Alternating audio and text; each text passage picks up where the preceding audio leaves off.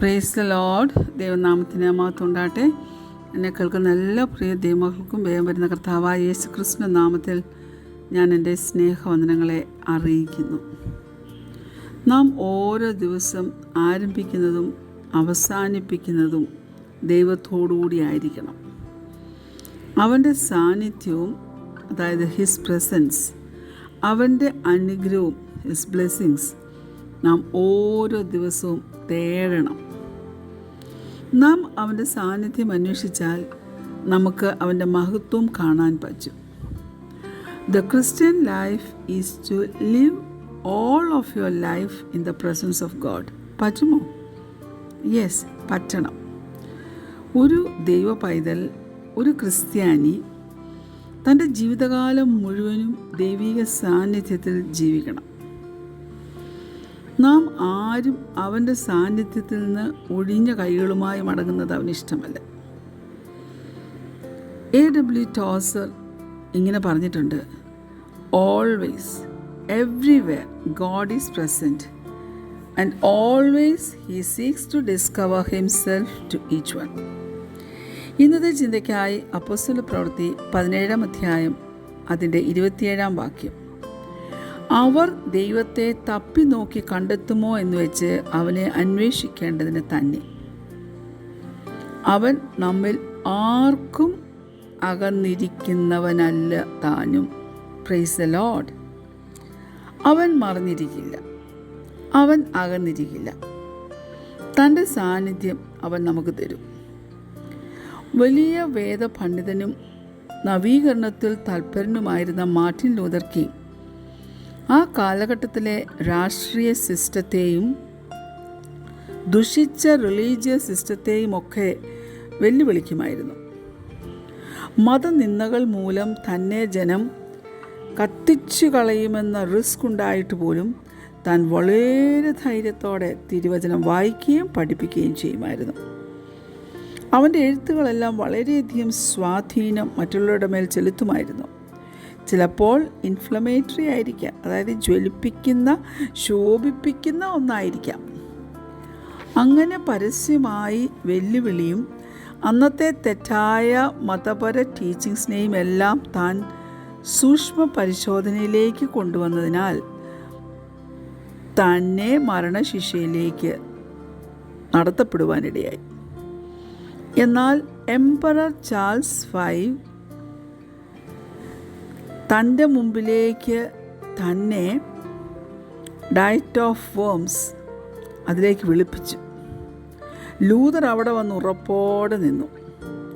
താൻ മുമ്പ് പറഞ്ഞിരുന്നതിനെയൊക്കെ ഖണ്ഡിക്കാൻ താൻ അവിടെ വിസമ്മതിച്ചു.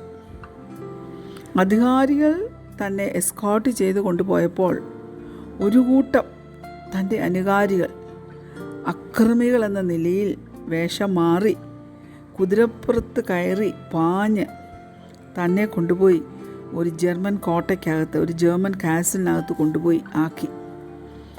അവർ അവനെ അവിടെ ഒളിപ്പിച്ച് പാർപ്പിച്ചു. ആ 2 വർഷവും അവന് വേണ്ടതെല്ലാം അവർ അവിടെ ഒരുക്കി കൊടുത്തു. നമ്മൾ ദൈവ സാന്നിധ്യത്തെക്കുറിച്ചല്ലേ ചിന്തിക്കുന്നത്, ധ്യാനിക്കുന്നത്? ഈ കാലഘട്ടം തന്നെ ഈ ഒളിപ്പിച്ചു വെച്ചിരുന്ന ആ ഒരു കാലഘട്ടം മാർട്ടിൻ ലൂതറിൻ്റെ ജീവിതത്തിലെ ഏറ്റവും ഇരുണ്ട സമയമായിരുന്നു.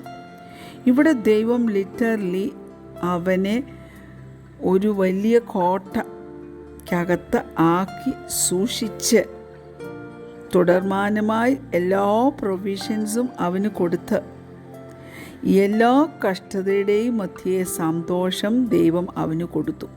ഞാൻ ചോദിക്കട്ടെ, ഈ ലോക്ക്ഡൗൺ പീരീഡിൽ നമുക്ക് സന്തോഷം ലഭിക്കുന്നുണ്ടോ? സന്തോഷം തനിക്ക് കൊടുത്തതുപോലെ കൊടുങ്കാറ്റിൻ്റെ മധ്യേ ശാന്തതയും ദൈവം അവന് അവിടെ കൊടുത്തു. നമുക്കൊരു ശാന്തത ഉണ്ടോ ഇപ്പോൾ? ദൈവമക്കളെ, നാം ഏതനുഭവത്തിൽ കൂടി പോയാലും ദൈവ സാന്നിധ്യം നമുക്ക് ബലവും ഉറപ്പും ആ സാഹചര്യം ഫേസ് ചെയ്യാനായിട്ടുള്ളത് നമുക്ക് തരും. ചിലപ്പോൾ നാം ഫേസ് ചെയ്യുന്ന വിഷയത്തിൽ നിന്ന് നമുക്കൊരു വിടുതൽ നാം ആഗ്രഹിക്കുന്ന വിധത്തിൽ ലഭിച്ചില്ല എന്നിരിക്കും. പക്ഷെ ദൈവം ആ സമയത്തും തൻ്റെ സാന്നിധ്യം തന്ന് നമ്മെ ഉറപ്പോടെ നിർത്തുകയും വിശ്വാസത്തിൽ നാം ഇളകിപ്പോകാതെ നമ്മെ നിലനിർത്തുകയും ചെയ്യും. സ്തോത്രം. അപ്പോസ്തല പ്രവൃത്തികൾ 7-ാം അധ്യായത്തിൽ നോക്കിയാൽ നമ്മൾ സ്തെഫാനോസിനെ കാണുന്നു. ആ കാലഘട്ടത്തിൽ പരിശുദ്ധാത്മാവിനോട് മറുത്തു നിന്ന ഒരു വലിയ കൂട്ടം ജനമുണ്ടായിരുന്നു. അങ്ങനെ നിന്നിരുന്ന എല്ലാ മനുഷ്യരോടും താൻ വളരെ കർശനമായി സംസാരിച്ചു. ശാഠ്യക്കാരും ഹൃദയത്തിനും ചെവിക്കും പരിച്ഛേദനയില്ലാത്തവരുമായുള്ളവരെ എന്ന് അവരെ വിളിച്ച് സ്തെഫാനോസ് അവരെ തർജ്ജനം ചെയ്തു. പക്ഷെ നമുക്കറിയാം, ആ ഈവിൾ പീപ്പിൾ, ആ ദുഷ്ടമനുഷ്യരുടെ ആഗ്രഹമാണ് നടന്നത്.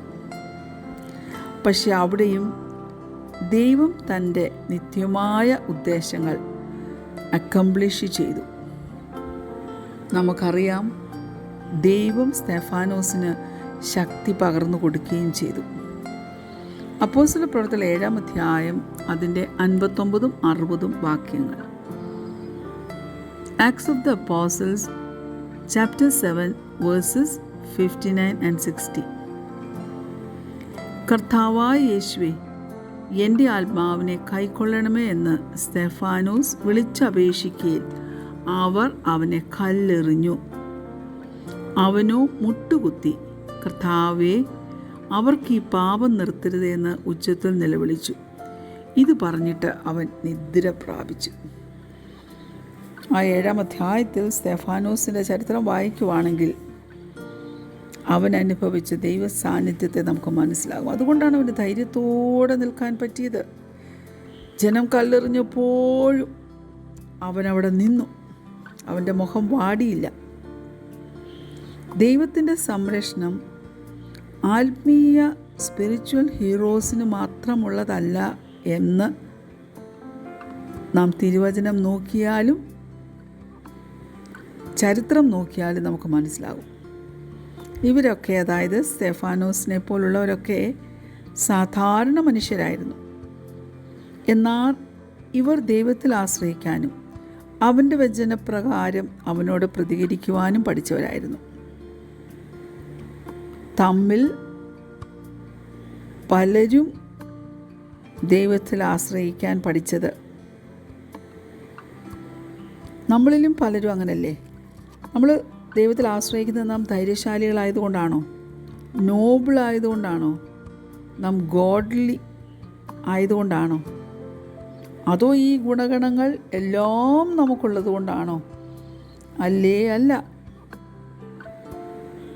നമുക്ക് വേറെ ചോയ്സ് ഇല്ല. ഈ ലോകത്തിൽ വേറെ ഒരു ചോയ്സും നമ്മൾ അന്വേഷിച്ചാൽ നമുക്ക് കിട്ടത്തില്ല. നമുക്ക് ഏറ്റവും കൂടുതൽ ദൈവത്തെ നാം അനുഭവിച്ചറിയുന്നത് നാം വളരെ ഡെസ്പറേറ്റ് ആയിരിക്കുന്ന അവസ്ഥയിൽ അവന് ഏറ്റവും ആവശ്യമായിട്ടിരിക്കുമ്പോഴാണ്. നമ്മുടെ ഇരുണ്ട സമയങ്ങളിൽ അവനാണ് നമ്മുടെ ബലമുള്ള ഗോപുരവും ഏറ്റവും വലിയ കോട്ടയും ബലവുമെല്ലാം. നമ്മുടെയൊക്കെ ജീവിതത്തിൽ കൺഫ്യൂഷൻ്റെ താറുമാറാകുന്ന അല്ലെങ്കിൽ അലങ്കോലപ്പെടുന്ന സമയങ്ങൾ വരാറില്ലേ? അപ്പോഴൊക്കെ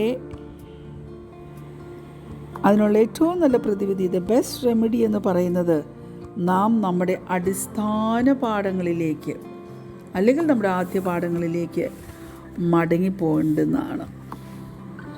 ദൈവം പലവിധമാകുന്ന ആളുകളെ, കോച്ചസ് അല്ലെങ്കിൽ ടീച്ചേഴ്സ്, കൗൺസിലേഴ്സ്, കൺസൾട്ടൻസ്, ഇങ്ങനെയുള്ളവരെയൊക്കെ പലരുടെയും മിനിസ്ട്രികളിൽ ഉപയോഗിച്ചിട്ടുണ്ട്. ഞാൻ എൻ്റെ വ്യക്തിപരമായ ജീവിതത്തെ നോക്കി പറയട്ടെ. എൻ്റെ പേഴ്സണൽ ലൈഫിൽ ചില സാഹചര്യങ്ങൾ വളരെ കോംപ്ലിക്കേറ്റഡായി തീരാമായിരുന്നതിന് ക്ലാരിറ്റി കൊണ്ടുവന്നത് ചില വ്യക്തി ജീവിതങ്ങളാണ്. നമ്മുടെയൊക്കെ ജീവിതത്തിൽ നമുക്ക് വിസ്ഡം ആൻഡ് ഡിസേൺമെൻറ്റ് ആവശ്യമായി വരും. അതായത് ജ്ഞാനവും തിരിച്ചറിവും ആവശ്യമായി വരും. സൂക്ഷ്മബുദ്ധിയോടെ, ദീർഘദൃഷ്ടിയോടെ, ഒരു വിവേചനാത്മാവോടെ കാര്യങ്ങളെ ദർശിപ്പാൻ നമുക്ക് കഴിയണം. നാം എവിടേക്ക് പോകണം, എങ്ങനെ നാം അവിടെ എത്തണം, ഏതിനെല്ലാം ദൈവസാന്നിധ്യം നമ്മോട് കൂടെ ഉള്ളത് നാം വിവേചിച്ചെടുത്താൽ ചില തീരുമാനങ്ങളിലേക്ക് അത് നമ്മെ നടത്തും. സങ്കീർത്തനം 90 നമുക്ക് അങ്ങനെ ബുദ്ധിയുപദേശം തരുന്ന ഒരു സങ്കീർത്തനമാണ്. ഞാൻ പറയട്ടെ, 430 വർഷം അടിമപ്പാടിൽ നിന്ന്, മിസ്രൈമിൽ നിന്ന് തൻ്റെ ജനത്തെ വളരെ ക്ലേശം സഹിച്ച് പുറപ്പെടുവിച്ച് കൊണ്ടുപോരിക മോശയുടെ നേതൃത്വത്തിൽ ദൈവം അവർക്ക് തൻ്റെ സാന്നിധ്യം ത്രൂ ഔട്ട് ദ ജേർണി കൊടുത്തുകൊണ്ടിരുന്നു. രാത്രി അഗ്നിത്തൂണായി, പകൽ മേഘസ്തംഭമായി താൻ അവരോടുകൂടെ യാത്ര ചെയ്തു. അവരുടെ ഇടയിൽ ഒരു ബലഹീനനും ഉണ്ടാകാതെ വണ്ണം അവൻ നടത്തി. അവരുടെ വിശപ്പിന് അവൻ ആകാശത്ത് നിന്ന് മന്ന വർഷിപ്പിച്ചു കൊടുത്തു. കുടിക്കാൻ പാറയിൽ നിന്ന് വെള്ളം പുറപ്പെടുവിച്ചു കൊടുത്തു. വസ്ത്രം ജീർണിക്കാതെ, കാൽ വിങ്ങാതെ ദൈവം അവരെ നടത്തി. ദൈവപൈതലേ, ഇന്നും ഈ മരുഭൂ യാത്രയിൽ ആ സാന്നിധ്യം ഉണ്ട്. അത് നമുക്ക് അവൈലബിളാണ്. നമ്മൾ എത്ര പേർ അത് അവൈൽ ചെയ്യുന്നുണ്ട്? നാം എത്ര പേരത് പ്രാപിച്ച് ആ സാന്നിധ്യത്തിൻ്റെ തണലിൽ ആയിരിക്കാൻ കഴിയുന്നുണ്ട്? അങ്ങനെ നാം in the presence of God, ദൈവമഹത്വം ദർശിപ്പാൻ തക്കവണ്ണം കർത്താവ് ആഗ്രഹിക്കുമ്പോൾ സ്വർഗീയ ദർശനത്തിനും കർത്താവ് തരുന്ന ആലോചനയ്ക്കും നമ്മൾ എതിര് നിൽക്കാതെ അതിന് കീഴ്പ്പെട്ട് മുന്നോട്ട് നമ്മുടെ ജീവൻ നയിപ്പാൻ തക്കവണ്ണം സ്വർഗത്തിലെ ദൈവം നമ്മെ ഓരോരുത്തരെയും സഹായിക്കട്ടെ. കണ്ണുകളടയ്ക്കാൻ നമുക്ക് പ്രാർത്ഥിക്കാം. ഞങ്ങളെ സ്നേഹിക്കുന്ന ഞങ്ങളുടെ നല്ല ദൈവമേ, സ്വർഗീയ പിതാവേ, നിൻ്റെ സാന്നിധ്യം ഞങ്ങൾക്ക് വേണമപ്പാ. ജ്ഞാനം ഞങ്ങൾക്ക് വേണമപ്പാ. വിവേചനം വരെ ഞങ്ങൾക്ക് വേണമപ്പാ. നല്ലതെന്തെന്ന് നീ ഞങ്ങൾക്ക് കാണിച്ചു തന്നിരിക്കുന്ന അനുസരിച്ച് നടപ്പാൻ നീ ഞങ്ങളെ സഹായിക്കണമേ. മരുഭൂമിയിൽ നിൻ്റെ സാന്നിധ്യം ഇസ്രായേൽ മക്കളുടെ കാൽ വിങ്ങാതെ, ചെരുപ്പ് തേയാതെ, ഉടുപ്പ് ജീർണിച്ചു പോകാതെ ഒക്കെ നടത്തിയെങ്കിൽ അടിയങ്ങളെയും നീ നടത്തുമാറാകണമെന്ന് പ്രാർത്ഥിക്കുന്നു. പ്രാർത്ഥന കേട്ടതിനാൽ സ്തോത്രം. യേശുവിൻ്റെ നാമത്തിൽ തന്നെ ആമേൻ. Praise the Lord. God bless you all.